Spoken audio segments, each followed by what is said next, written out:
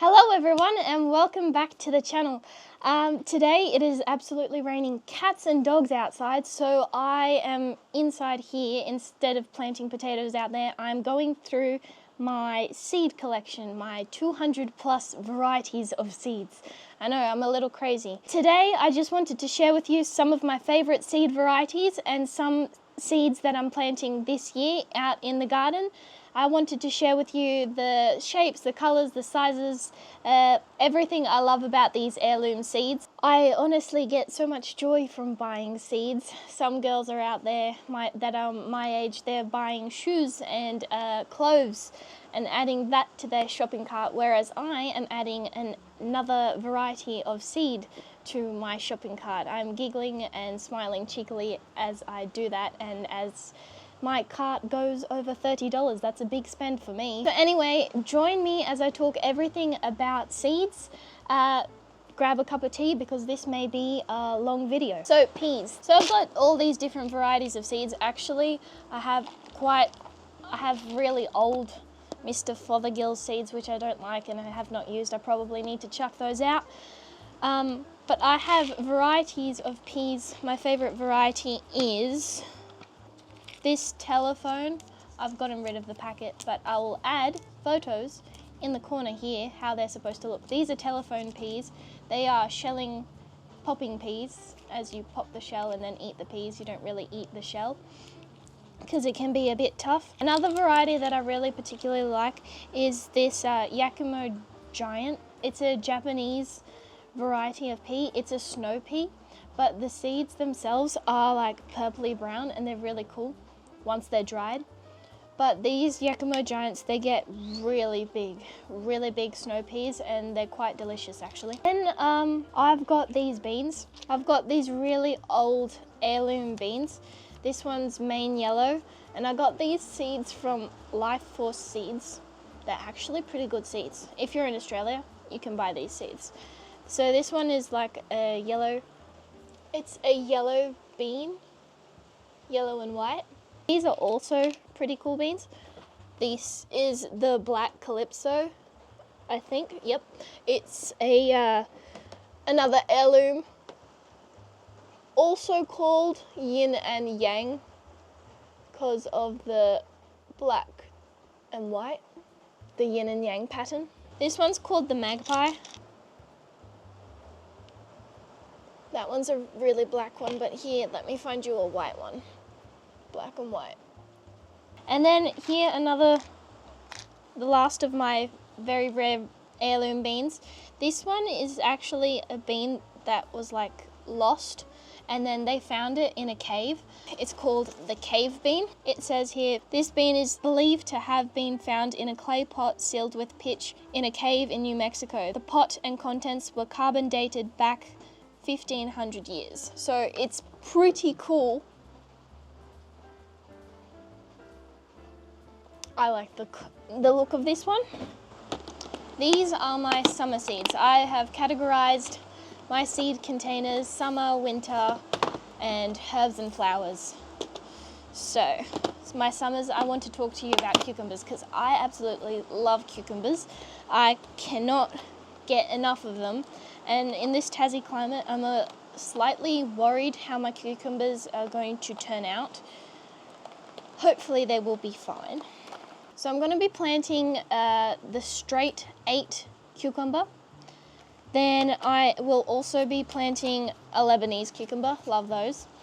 Then I'm going to be planting the Redlands Long White. I have never grown that before, but it is a white cucumber, so add a little bit of a mix. Then Muncher Burpless, I believe it's like a small Lebanese cucumber, so it's like a bite-sized muncher, they call it. Then National Pickling and German Pickling, because we love pickling our cucumbers into pickles.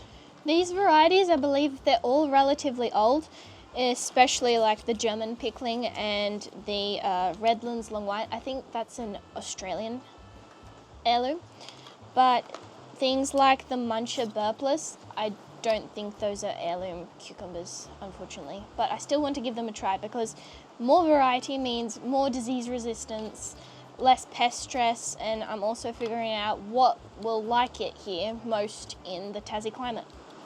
Next, I guess let's go pumpkins. So I do have quite a few pumpkin seeds as well as squash, but I call them pumpkins as well because they're pretty much the same. Let's talk zucchinis as well because they're along the same lines. I have quite an assortment of pumpkin seeds, but I have to control myself and only plant a few. So I have decided to do the Musqué de Provence, I think, the French heirloom. I'll put the photo again up here. A winter squash, Musqué de Maroc, so a Moroccan heirloom. Another pumpkin, I don't know if I'm pronouncing this correctly, Galeux de Cine, I'm not sure. Then a pumpkin, another heirloom pumpkin, a North Georgia candy roaster. That looked really cool, so I think I'm going to grow that one. And then regarding, on the same lines, I'm going to grow some spaghetti squash. That was really delicious. I tried that this year. I tried that this year at the Mussets. Will gave me a spaghetti squash to try and it was absolutely delicious. So I'm gonna grow some of my own this summer, hopefully, if the weather is warm enough for it, and some zucchini. I also want to try out the watermelon from Russia. It is called the sweet Siberian watermelon, and it has an orangey flesh to it. It is meant to be really sweet, and it's meant to handle cool climates. So, again, Tasmania, hopefully I can grow some good watermelons out here. Now, the tomatoes that I'm going to plant, I have Rouge de Marmande, the French heirloom tomato. It is a big tomato that's great for like slicing.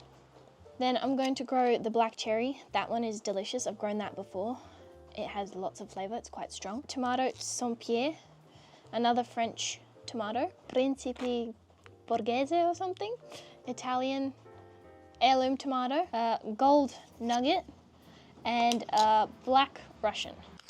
Then I have things like chilies, like cayenne chilies. I'm going to be growing some Rosa Bianca eggplants, some Hungarian capsicums. I have some radishes already sown. I have the black Spanish radish, which is actually quite strong.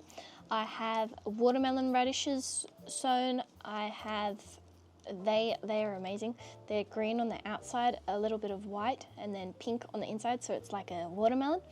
It's quite a big radish. I also have some champion radishes, which is those pink like cherry radishes. They're really nice and sweet in flavour too. Some alpine strawberries.